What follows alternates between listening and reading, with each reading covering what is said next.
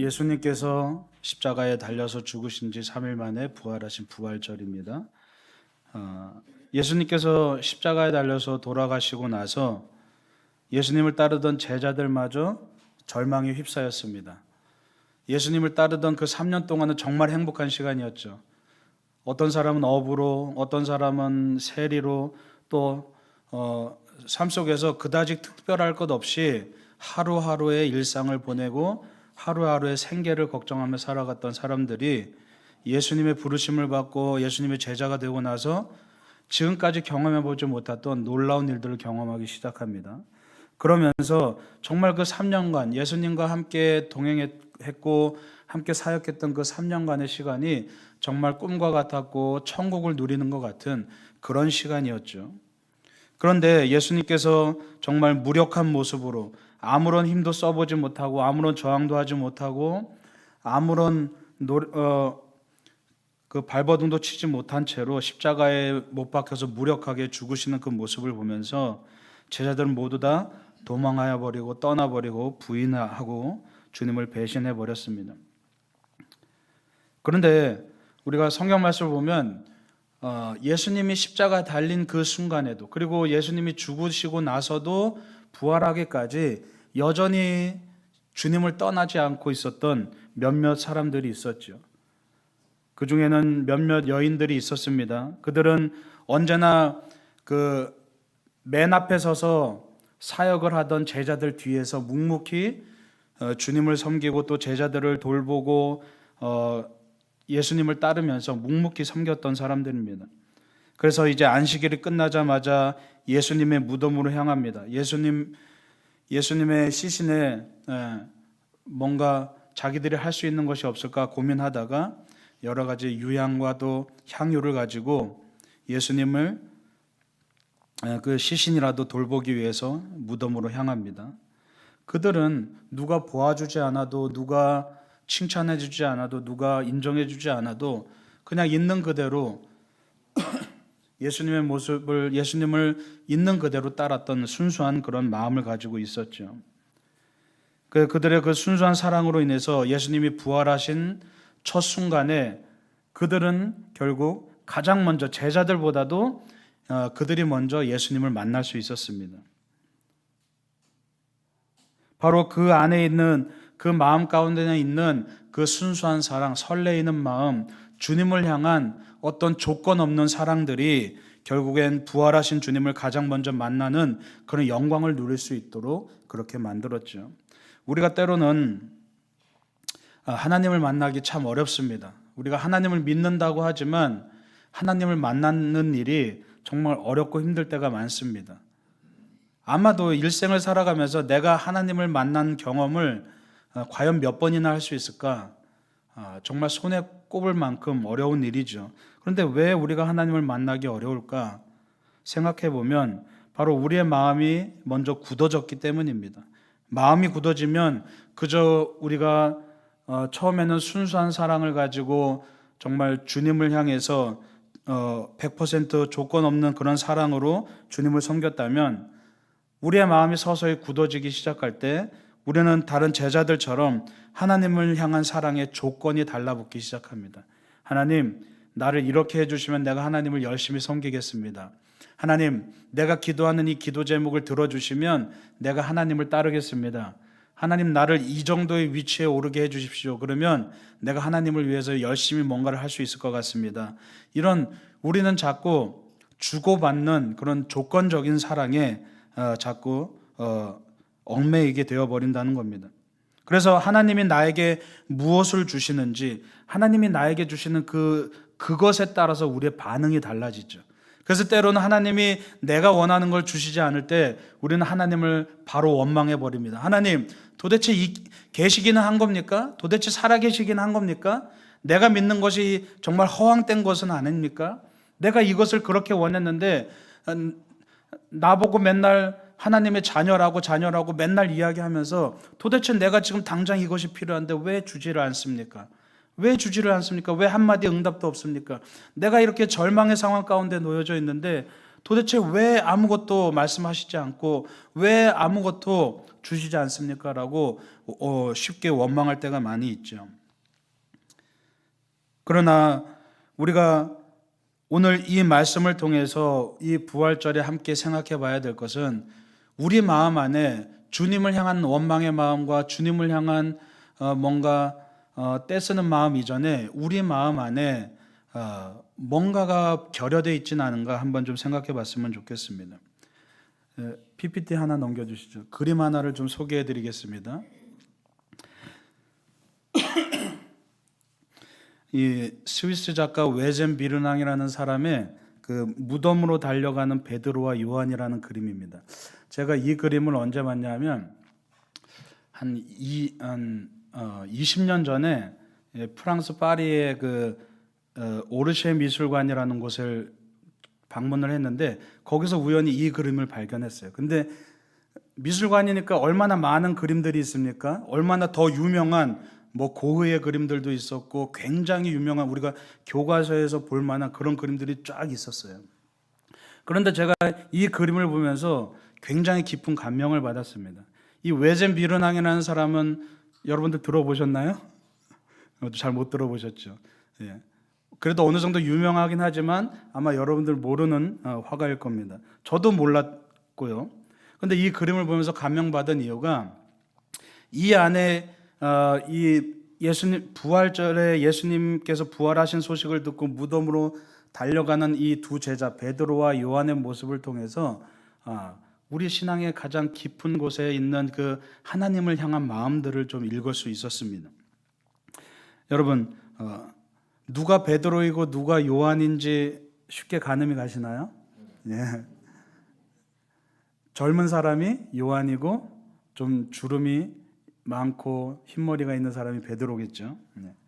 먼저 여러분 베드로의 이 표정을 한번 보십시오. 베드로의 얼굴을 보면 어떻습니까? 뭔가 삶에 대한 질곡으로 가득 차 있고 주름이 가득하죠. 그리고 퀭한 눈을 가지고 뭔가 모를 두려움에 사로잡혀서 뭔가 모를 간절함에 사로잡혀 있습니다. 손은 가슴을 지그시 누르고 있습니다. 떨리는 마음을 진정시키기 위해서 손은 가슴을 지그시 누르고 있고 퀭한 눈으로 그 두려운 마음으로 어딘가를 향하고 있죠. 여러분 베드로는 누구보다도 예수님을 만나기 두려워했던 사람입니다. 왜 그렇습니까? 자기가 가장 예수님과 가까운 수제자라고 예수님의 인정을 받은 사람이라고 내가 너를 통해 교회를 세우겠다라고 그런 인정을 받은 정도로 정말 예수님의 총애를 받았었지만 그 마지막 순간에 그래서 결국 베드로가 내가 주님이 어떤 일을 당해도 내가 절대 주님을 부인하는 일은 없을 겁니다 라고 호언장담했지만 바로 그날 주님을 3번이나 부인해버리는 그런 잘못을 하고 주님 앞에서 정말 그 죄책감과 두려움에 사로잡혀서 이제 예수님의 시신이 없어졌다는 그 소식을 듣고 그 무덤으로 달려가면서 두려움에 사로잡혀서 내가 어떻게 무슨 낯으로 주님을 만나뵐까? 내가 무슨 자격이 있어서 주님을 만나뵐 수 있을까? 그 수치심과 두려움에 사로잡혀서 도대체 나는 하나님 앞에 설 자격이 있는 사람인가라는 그런 마음을 가지고 주님의 무덤으로 달려갑니다. 여러분 두려움이란 것은 우리를 하나님께 다가가지 못하도록 막습니다. 그래서 사단은 끊임없이 우리에게 두려움을 심어주죠. 그래서 끊임없이 하나님을 만나지 못하도록 만듭니다. 하나님은 언제나 우리를 기다리고 계시고 하나님은 언제나 우리 앞에 계신데 우리는 우리 안에 있는 두려움으로 인해서 내가 스스로 하나님을 만나기를 꺼려하죠. 왜요? 나같이 못난 죄인이 어떻게 하나님을 만날 수 있어? 나같이 세상에서 더러운 죄를 짓고 사는 사람이 어떻게 하나님을 만날 수 있어? 나같이 평범한 사람이 도대체 어떻게 하나님을 만날 수 있어? 라고 우리 스스로 철벽을 치고 우리 스스로 장애물을 놓아놓고 그 장애물을 뛰어넘지 못하고 하나님과 자꾸만 멀어지고 있다는 얘기입니다. 그래서 우리 안에 있는 그 잠재되어 있는 두려움들을 극복하고 하나님 앞에 용기 있게 우리는 좀 뻔뻔해져야 될 필요가 있다는 얘기죠. 예, 맞습니다. 우리가 그 거룩하신 하나님을 만날 수 있는 자격이 없습니다. 우리는 언제나 죄를 짓고 살아가고, 우리는 세상에서 내 욕망의 노예가 되어서 살아가고, 세상에서 내 뜻과 내 생각을 바라보면서 살아가지만, 그럼에도 불구하고 우리는 좀 뻔뻔해져야 될 필요가 있습니다. 하나님 앞에 나올 때 우리는 그 어느 정도의 뻔뻔함을 가지고 정말 그 두려움을 극복하고 하나님 앞에 용기 있게 설 필요가 있죠. 여러분, 베드로가 그렇게 보기 좋게 예수님을 부인해 버리고 나서 예수님을 다시 만났을 때 예수님은 뭐라고 하시나요? 너 네 꼴을 봐라. 나를 3번이나 부인했지? 그렇게 책망을 하시나요? 그저 옆에 앉아서 고기를 구워주시면서 베드로야, 네가 나를 사랑하니? 그저 그 말씀 3번 물으십니다. 그 말씀을 통해서 예수님께서 하시고자 하는 말씀은 뭡니까? 베드로야, 그래, 네가 나를 3번 부인했고 네가 나로 인해서 두려워하는 마음을 내가 충분히 아는데 그럼에도 나는 널 사랑한단다. 이 말씀을 하시고 계신 거예요. 그래서 베드로는 그 호숫가에 앉아서 베드로에게 물고기를 구워주시면서 네가 나를 사랑하느냐 3번 물으심을 통해서 베드로 안에 있는 그 상처들, 예수님을 부인했던 그 두려움과 죄책감들, 그 수치심들을 주님께서 회복시켜 주시죠. 여러분, 우리가 세상에서 죄를 짓고 살아갑니다. 맞습니다. 우리의 마음은 더러움으로 가득 차 있습니다. 온갖 욕심과 욕망으로 살아갑니다. 그러나 그럼에도 불구하고 적어도 주님 앞에 나올 때는 조금은 뻔뻔한 마음으로 나오셔도 괜찮다고 저는 말씀드리고 싶습니다. 우리 안에 좀 용기가 필요합니다. 세상에선 죄를 졌어도 주님 앞에 나와서 우리가 주님 앞에 나와서 주님이 품어주시는 그 품에 안겨서 주님께 우리의 죄를 회개하고 주님 앞에 나온다면 주님은 우리를 안아주시고 우리를 회복시켜 주실 분이신 것을 여러분 믿으시기 바랍니다. 머뭇거리지 말고 주님 앞에 용기 있게 나오십시오. 주님은 언제나 우리가 돌아올 때 책망하시는 것이 아니라 우리가 돌아온다는 그 사실 하나만으로 기뻐하시고 즐거워하신 분이라는 걸 여러분 기억하시기 바랍니다. 그리고 세상에서 상처받고 아픈 마음들을 회복해 주시고 위로해 주시는 분이라는 것을 여러분 기억하시기 바랍니다. 그게 바로 복음입니다. 복음이라는 것이 복잡한 것이 아니라 바로 내 실제 그냥 교회 와서 기분만 좀 편안해지고 돌아가는 것이 복음이 아니라 복음이란 것은 실제 내 하루하루의 삶 가운데서 내 삶의 모든 부분이 변화되고 회복되는 것이 복음이라는 얘기입니다. 말 그대로 기쁜 소식입니다. 우리의 삶 가운데 모든 부분 가운데 주님의 기쁜 소식이 비쳐서 뭔가 얽매였던 것이 풀려지고 내 안에 뭔가 자유롭지 못한 부분들이 자유케 되고 내 안에 있던 골마터진 그 상처들과 아픔들이 회복되는 그것이 바로 복음이라는 것을 여러분 기억하시기 바랍니다. 여러분, 오늘 그림을 보면서 또 옆에 요한의 모습을 한번 보십시오. 어떻게 보면 굉장히 저돌적인 모습입니다. 그리고 그 얼굴에 뭔가 그늘이 없죠. 그리고 뭔가 기대하는 마음에 가득 차서 빨리 가려고 하는 그런 주먹을 불끈 쥐고 뭔가 간절하게 뭔가를 기다리는 그런 모습들이 보여집니다. 두려움이 느껴지지 않습니다. 베드로처럼 주춤되지 않습니다. 그래서 오늘 말씀에도 베드로보다 더 앞서서 그 무덤으로 달려갔죠. 굳게 쥔 그 두 손에 요한의 절실함이 보입니다. 그리고 그가 입고 있는 하얀 옷은 요한의 그 순수한 마음을 나타냅니다. 요한은 다른 제자들과는 다르게 순수하게 조건 없이 예수님을 따랐던 사람입니다. 그래서 예수님이 십자가에 달리는 그 순간에도 모든 제자들이 다 도망갔지만 요한만은 거기 남아서 예수님이 돌아가시는 그 순간까지도 함께 그 자리를 지키고 있죠. 그는 늘 예수님에 대한 기대감으로 넘쳤습니다. 그래서 예수님의 시신이 없어졌다는 그 소식을 듣고 예수님의 무덤으로 달려가면서 그는 뭔가 모를 기대감이 생겼습니다. 두려움이 아니라 예수님의 시신이 없어졌대. 도대체 무슨 일이야? 그런 두려움이 아니라 그는 기억하고 있었던 거죠. 예수님이 제자들에게 내가 3일 후에 부활할 것이다 라고 말씀하셨던 그 말씀을 그는 기억하고 있었습니다. 왜요? 그는 주님을 순전히 사랑하고 있었기 때문에. 그래서 그 안에는 기대감이 있었습니다. 아, 예수님의 시신이 없어진 것이 아니라, 누가 훔쳐간 것이 아니라 예수님이 부활하셨구나, 그 말씀이 진짜였구나라는 그러한 기대감을 가지고 간절한 마음으로 예수님을 만나기 위해서 달려갑니다. 여러분, 하나님은 우리에게 많은 것을 바라지 않으십니다. 하나님은 우리가 하나님 앞에 나오기 위해서 많은 것을 갖추길 원하지 않으십니다. 다만 요한과 같이 기대하고 설레이는 마음을 가지고 나오길 원하시는 분인 것을 여러분 기억하시기 바랍니다. 그래서 성경에 보면 요한을 가리켜서 뭐라고 합니까? 예수님이 사랑하시는 제자라고 말하죠. 그래서 결국은 평생 동안 예수님의 어머니인 마리아를 평생 동안 모시고, 에베소에서 평생 동안 모시고 살아갑니다. 왜 요한을 가리켜서 예수님이 사랑하는 제자라고 말합니까? 그는 예수님을 만나는 것이 언제나 설레었기 때문이죠.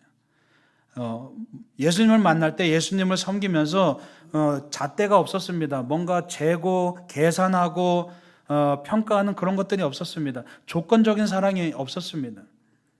내가 저분을 따르면 어떻게 될까? 다른 제자들처럼 내가 예수님을 따르면 나중에 예수님이 왕의 자리에 앉을 때 내가 좌편에 우편에 앉겠지? 그렇게 아귀다툼하지 않았습니다. 요한은 그저 예수님이 좋았습니다. 예수님이 나의 구세주인 것을 깨달았고 그저 주님이 좋아서 따라다녔던 그런 사람입니다. 여러분, 우리가 신앙생활하면서 매주 똑같이 드려지는 이 예배가 오늘 여러분 마음 가운데 설레이고 있습니까? 우리가 신앙에 대해서 되게 복잡하게 이야기합니다. 뭐를 갖춰야 되고 이걸 갖춰야 되고 저걸 갖춰야 되고 뭘 어떻게 해야 되고 그런 복잡한 이야기들을 하지만 사실은 신앙이란 아주 단순한 겁니다. 내 마음 가운데 주님을 향해서 설레이는 마음이 있는가? 다른 것이 아닙니다. 여러분이 많은 것들을 갖추고 있어도, 여러분들이 신앙생활을 몇십 년을 했어도 내 마음 안에 설레이는 마음이 없다면 죄송합니다. 그 신앙은 가짜인 것이죠. 그러나 이 자리에 나올 때마다 내가 하루하루의 삶 속에서 내가 길을 걸어가더라도 주님을 향해서 설레이는 마음이 있다면 그 사람의 그 설레이는 마음이 바로 기도고, 그 사람의 설레이는 마음이 진정한 예배인 것을 여러분 기억하시기 바랍니다. 그래서 내 삶에 주님이 동행하신다는 것을 깨달으면 우리가 날마다 반복되는 그 일상도 또한 설레일 수 있습니다. 그럼 이 자리뿐만이 아니라 내 직장이, 내 가정이 교회가 되고 하나님의 나라가 될 수 있는 거죠. 여러분, 바울이 나는 날마다 죽노라라고 그렇게 고백합니다. 무슨 말입니까? 예수님이 부활하신 것처럼 자기도 날마다 옛 모습이 죽어지고 새로운 모습으로 살아가겠다고 다짐하는 겁니다. 바울은 왜 날마다 새롭게 태어나길 원합니까? 왜 새롭게 부활하길 원했습니까? 아마도 주님 앞에 그 떨리는 마음을 간직하고 싶었던 것이 아닌가, 그런 생각을 해봅니다. 여러분, 지금은 여러분의 배우자와 평생을 동반자로 살아갑니다. 지금은 그런 마음이 좀 많이 식었겠지만 여러분, 몇십 년 전을 생각해 보십시오. 여러분의 배우자를 처음 만났을 때 어땠습니까? 중매로 만났던, 소개팅으로 만났던, 우연히 첫눈에 반했던, 처음 만났을 때의 그 감격과 그 사랑, 그 떨림, 긴장이 돼서 말 한마디 붙여보지 못하고 손이 벌벌 떨리고 가슴이 콩당콩당 뛰는 그 설레임, 그 첫사랑의 감격들, 마치 이 요한이 부활하신 예수님을 만나러 가면서 정말 설레이는 마음으로 간절하게 뛰어갔던 그 설레임, 그게 바로 예배라는 겁니다. 우리가 이 예배를 위해서 수많은 형식들을 붙여놓을 수 있고, 거창하게 예배를 드릴 수 있고, 화려한 예배당에서 화려한 악기들과 화려한 성가대들과 정말 멋진 모습으로 예배 드릴 수 있지만 주님은 그걸 원하시는 게 아니라는 얘기입니다. 비록 초라한 모습으로 예배 드린다 할지라도 내 삶 가운데서, 내 마음 가운데 정말 주님을 향해서 설레이는 마음이 있을 때 주님은 그것을 가장 기뻐 받으시는 줄 믿으시기 바랍니다. 우리 안에 그 떨림이 있어야 됩니다. 다른 거 필요 없습니다. 그 떨림이 있으면 됩니다. 사실 주님 앞에 나올 때는 우리 안에 두려움과 떨림이라는, 두려움과 설레임이라는 이 두 가지 마음이 함께 공존하죠. 그래서 때로는 참 부담스러울 때도 있습니다. 그러나 그 감정 모두가 바로 떨림이라는 겁니다. 두려움도 떨림이고 설레임도 떨림입니다. 주님은 우리의 그 모습 그대로를 원하신다는 겁니다. 그래서 떨림이 없는 예배는 사실은 가짜 예배입니다. 우리 안에 떨림이 있을 때, 우리 안에 두려운 마음과 설레이는 마음이 있을 때 그것이 바로 부활의 신앙인 줄 여러분 믿으시기 바랍니다. 그래서 날마다 부활한다는 뜻은 날마다 이 떨리는 마음을 회복한다는 뜻입니다. 그런 마음으로 여러분의 배우자를 한번 떨리는 마음으로 바라봐 주십시오. 죄송합니다. 이미 그럴 만한 시간은 너무 지나버렸죠. 하루하루가 떨림의 연속이라면 바로 하나님의 나라가 여러분의 것임을 여러분 믿으시기 바랍니다. 그래서 우리 안에 이 부활절을 맞이하면서 어제 나는 죽어지고 방금 전에 나는 죽어지고 새롭게 내가 부활해서 이제 어제 내가 믿었던 하나님은 없는 겁니다. 오늘 내가 새롭게 하나님을 믿는다는 그런 마음으로 설레이는 마음으로 주님을 찾아가고 주님을 만나러 가고 주님을 부르짖는 여러분들 되시길 간절히 축원합니다. 기도하겠습니다.